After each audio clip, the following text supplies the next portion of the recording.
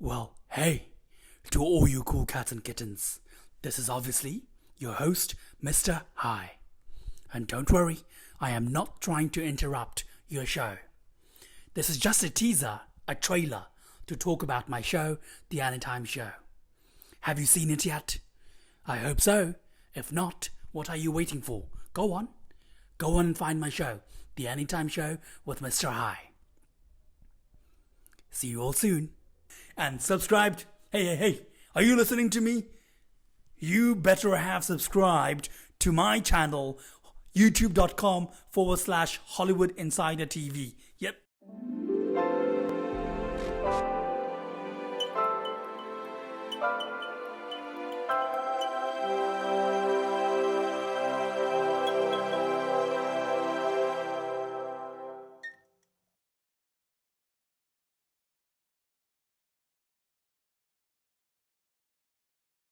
Today's episode is titled 32 Facts on Lin-Manuel Miranda's Hamilton. This article has been written by Thomas McNulty. Since its premiere Off-Broadway in 2015, Lin-Manuel Miranda's Hamilton has become one of the most successful American musicals in history. The show follows the life and times of founding father Alexander Hamilton, an orphan and immigrant who rose to play an essential role in the early years of the United States as a politician and banker.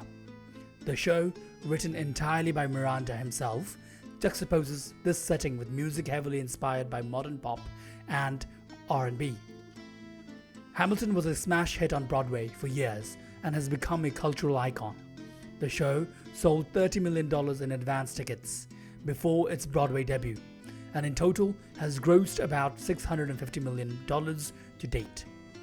On July 3rd, a filmed version of the show featuring the original award-winning cast was released on Disney+. This ease of access to the production, after years of sold-out shows and high ticket prices, has exposed a huge group of new viewers to the historical epic.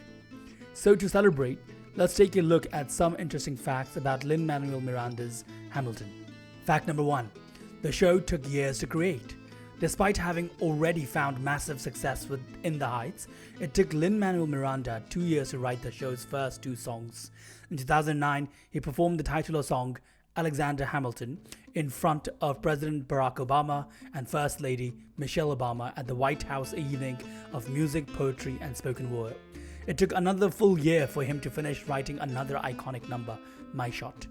King George's signature number, You'll Be Back, was even written during Miranda's honeymoon in 2010. The full show was first staged in 2013 as a workshop production at the Powerhouse Theatre in Poughkeepsie, New York. Fact 2. Hamilton is not the first Broadway musical to be based on America's founding fathers. 1776, written by Sherman Edwards and Peter Stone, premiered on Broadway in 1969 and focused on the signing of the Declaration of Independence. The show ironically fails to include Alexander Hamilton in any capacity, focusing instead on John Adams and Benjamin Franklin.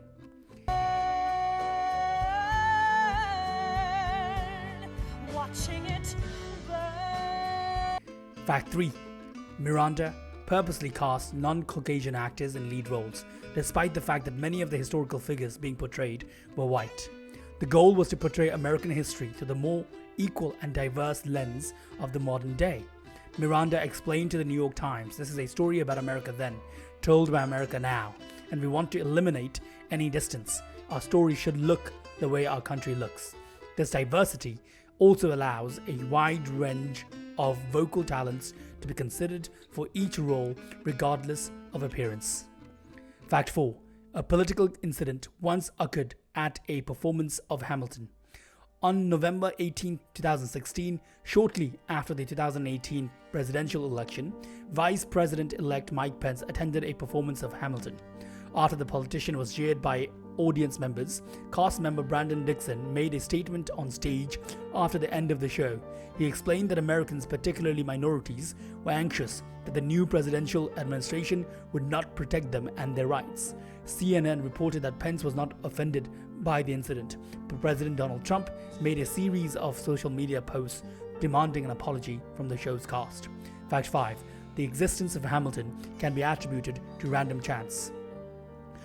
Lin-Manuel Miranda told Vogue that for his first vacation since the debut of his first Broadway hit, In the Heights, he traveled to Mexico.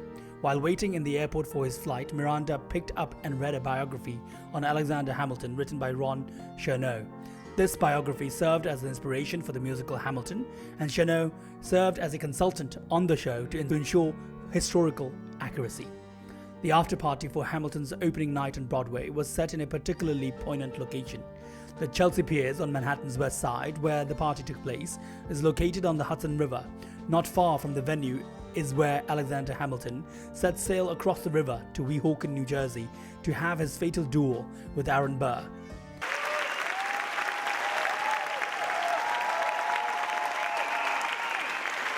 Fact 7.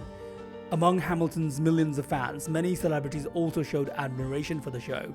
Beyoncé once appeared backstage after a performance to compliment the cast, particularly Jonathan Groff's performance as King George III. Tom Hanks, Oprah Winfrey, and Idina Menzel have also sat among the musical's captivated audience. The Hamilton mixtape, which had various artists cover iconic songs from the show, demonstrates how many fellow artists love the musical. Fact 8. The show's popularity led to the release of the popular companion book, Hamilton: The Revolution. The book, written by Lin-Manuel Miranda and Jeremy McCarter, is nearly 300 pages long and includes plenty of behind-the-scenes content about the show. The show's early run is detailed and song lyrics are included with extensive annotations by Miranda. Fact 9. As the creator of the show, Lin-Manuel Miranda was faced many crucial decisions. Casting himself in the show was one of them. Miranda reportedly had trouble deciding whether he should play Alexander Hamilton or Aaron Burr, but eventually decided to go with titular character. He explained, "I get to be more impulsive than I really am. It's taking the reins off your id for 2.5 hours." Fact 10. Tickets to Hamilton were infamously hard to come by once the show exploded in popularity. So prior to each show, a lottery would be held where fans could win front row seats to the show. Dubbed Ham for Ham, these pre-show lotteries would also be accompanied by the show's cast performing short, fun skits to entertain the crowd. Many of these Ham for Ham performances have been preserved by fans through the internet. Unfortunately, the lottery is now done digitally due to concerns about overcrowding around the theatre, but long-time fans will always look back fondly on these fun and intimate performances from the cast. Fact 11. Hamilton pays tribute to a number of rap and hip-hop artists whose music was an influence from Miranda. The first act song, My Shot, references a line from the Mobb Deep song Shook Ones Part 2, as well as mirroring the way Notorious B.I.G. spells his name in his song Going Back to Cali. Meanwhile, the production's song Helpless bears a resemblance to the musical stylings of rapper Ja Rule. Ja Rule and Ashanti later covered Helpless for the Hamilton mixtape. Is that true? I wasn't aware that was something a person could do. Fact 12. Some of Hamilton's stars helped raise money for an organization started by Alexander Hamilton's wife. In 1806, Elizabeth Hamilton co-founded the first private orphanage in New York City. The organization still exists, now called Graham Wyndham, and continues to help kids in need through foster and adoption services, as well as after-school care. According to Observer, Hamilton stars Lin-Manuel Miranda and Philippa Soo have taken strides to raise awareness for the charity, and the musical success has reinvigorated their programs. Philippa Soo, who plays Eliza Hamilton in the production, has even spearheaded an arts program with Graham Wyndham called the Eliza Project. Fact 13. While Hamilton is rooted in America's history and modern culture, it has become an international affair. Alongside ongoing shows at Broadway's Richard Rogers Theatre, there are also touring productions that travel throughout North America. There is also an ongoing production in London's West End at the Victoria Palace Theatre. Overseas productions are also apparently planned to open in Hamburg, Germany, and Sydney, Australia in the near future. Fact 14. Many fans will be shocked to learn that Lin-Manuel Miranda's show is not the first Hamilton to hit Broadway. In 1917, a play with the exact same name and focused on the exact same founding father was released. The play, which was not a musical, was written by Mary Hamlin and George Arliss, with Arliss also starring as Alexander Hamilton. A film adaptation of the show with Arliss reprising the titular role was released in 1931 under the title Alexander Hamilton. Fact 15. The success of Hamilton allowed Lin-Manuel Miranda to enrich a new generation of potential artists. In 2016, he helped launch the EduHam program, which granted heavily discounted tickets to high school students from low-income areas or households. These students were given the chance to attend an interactive matinee performance of Hamilton, as well as participate in a month-long program to help them engage creatively with history. The EduHam program has traveled around the country alongside the touring productions of the musical. Due to the coronavirus pandemic, EduHam is now operating digitally as EduHam at Home. Fact 16. A documentary about the production titled Hamilton's America was released as part of PBS's Great Performances documentary series in 2016. The documentary focused on original cast members, including Lin-Manuel Miranda and Leslie Odom Jr., as they research the historical figures that they intend to portray. Cool, but there's so much more to it. Can you talk a little bit about the mixtape aspect? You know what? I don't mind it being called a hip-hop musical, but... Fact 17. The success of Hamilton has even had a profound effect on American currency, according to Playbill. In 2015, the United States Treasury planned to remove Alexander Hamilton from the $10 bill, replacing him with abolitionist and political activist Harriet Tubman. However, the success of Miranda's musical made the Treasury rethink this plan. Eventually, it was decided that Harriet Tubman would instead replace Andrew Jackson, the divisive 7th President of the United States, on the $20 bill. Fact 18. The show is a true musical and thus contains no spoken dialogue outside of musical numbers. There are 47 musical numbers throughout the production, and the fast-paced hip-hop music allows for the very quick communication of speech. The show contains 20,520 words across its nearly 3-hour runtime, which breaks down to about 144 words per minute. According to 538, the show would last about 6 hours if it was sung traditionally. Fact 19. Lin-Manuel Miranda was able to share a space with some of the characters in his musical. He was given the opportunity to write parts of Hamilton from within the Morris Jumel mansion, located in the Washington Heights neighborhood of Manhattan. The mansion, located close to Miranda's childhood home and the Richard Rodgers Theater, was used as a headquarters by George Washington during the Battle of Harlem Heights. Fact 20. In 2016, at the 70th Annual Tony Awards, Hamilton set the record for most Tony Award nominations for a single production. Broadway reported that the show was nominated for 16 awards and won 11 awards that year. The award wins included Best Musical, Best Book of a Musical, Best Performance by a Leading Actor in a Musical for Leslie Odom Jr. as Aaron Burr. The cast put on a live production of multiple songs from the show, including History Has Its Eyes on You and Yorktown. However, because the award ceremony was the day after the Pulse nightclub shooting in Orlando, Florida, the performance was staged without the use of prop weapons. Fact 21. Hamilton has been compared by many to a similar musical titled Bloody Bloody Andrew Jackson. Debuted in 2010, the musical follows the life of the divisive 7th President of the United States, Andrew Jackson. The show, written by Michael Friedman and Alex Timbers, is a rock musical that tells the story of Jackson's political and personal life through the use of emo rock. Fact 22. The conflict between Alexander Hamilton and Aaron Burr is the crux of the play. While the story and songs skillfully illustrate their dueling ideologies, the show's choreography also plays a role. Choreographer Andy Blankenbuehler told Entertainment Weekly that he made Hamilton walk in arcing patterns on stage, while Burr always walks in a proper straight line. This helps illustrate their different ideologies and personalities in a visual and almost subconscious way. Hamilton is ambitious and pragmatic, while Burr is straightforward and reluctant to take risks.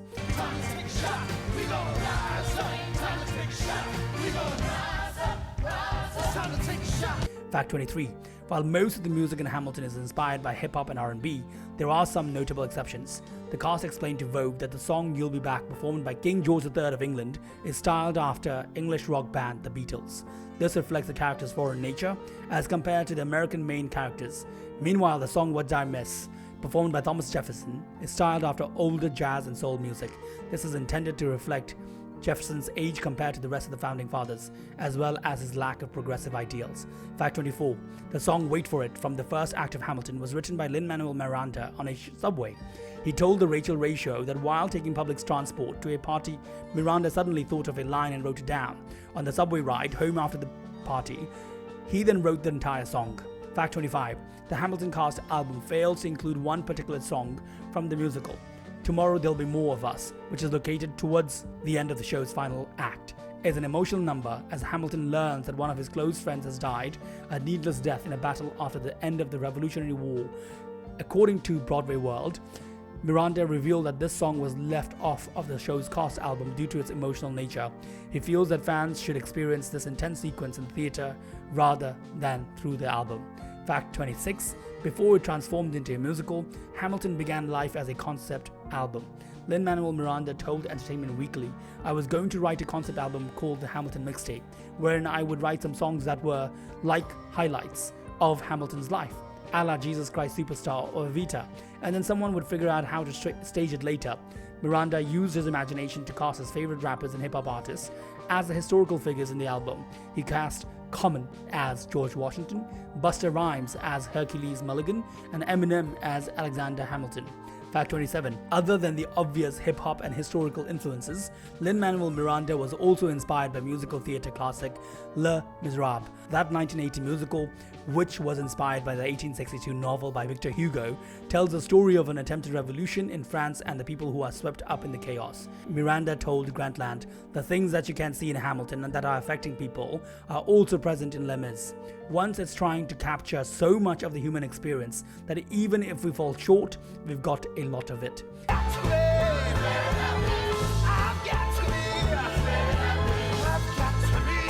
Fact 28. The progressive nature of Hamilton extends to how the production handled slavery. While other historical shows may brush over the portrayal of slavery, Hamilton addresses the issue head-on by showcasing Thomas Jefferson's slaves. The third line of the show also directly mentions the topic, saying, "Every day, as slaves are being slaughtered." Miranda explained that Alexander Hamilton fought against slavery due to his experiences growing up in the Caribbean, and so this allowed the show to point at this injustice directly. He told Billboard he was repulsed by the practice and got the importation of slaves banned in New York and co-founded the New York Manumission Society. So he's morally on the right side of history, in contrast to Washington and in contrast to Jefferson. Fact 29. Lin-Manuel Miranda did extensive research while he was writing Hamilton. He read pieces of Alexander Hamilton's writing, visited historic locations, and read several novels. H.W. Brand's novel The Heartbreak of Aaron Burr gave Miranda a glimpse into the vilified figures, family, and humanity, which was used for writing the show's narrator and antagonist. Affairs of Honor by Joanne Freeman also gave Miranda insight into the dueling code of the time period. He told The Atlantic, "I just happened to think that with Hamilton's story, sticking close to the facts helped me. All the most interesting things in the show happened." Fact 30. Hamilton's set actually evolves throughout the play. Set designer David Corrins told the Washington Post that the whole musical uses only one set, a colonial-era building under construction, to symbolize that America is still being built. Between the first and second acts of the show, the set changes slightly, with the brick walls growing taller to reflect the country growing as well. Rifles and tools are replaced by parchment and pens to represent the end of the war and the birth of a new nation. Fact 31. The end of the play is intentionally ambiguous. At the end of every performance of Hamilton, the actress who portrays Eliza Hamilton is led to the edge of the stage by Alexander, and then she looks up and gasps in surprise. Fans argue about why Eliza gasps. Has she died and sees Alexander waiting for her? Is she seeing God? Is she seeing the audience and understanding her family's legacy? Lin-Manuel Miranda recently told Wired, "I think it's different for each Eliza. I've had different conversations. I do think that it traverses time in some way." Fact 32. The personification of death itself is actually a character in the play. In the original cast and the filmed version available on Disney+, a character named the Bullet is portrayed by cast member Ariana DeBose. Pop Sugar explains that the character appears throughout the show to foreshadow characters' deaths. The Bullet appears to interact with several characters who die shortly afterwards, such as John Lawrence and Philip Hamilton. She even portrays the fateful bullet that kills Alexander Hamilton during his duel with Aaron Burr. Walk into a room diametrically opposed foes. They emerge with a compromise having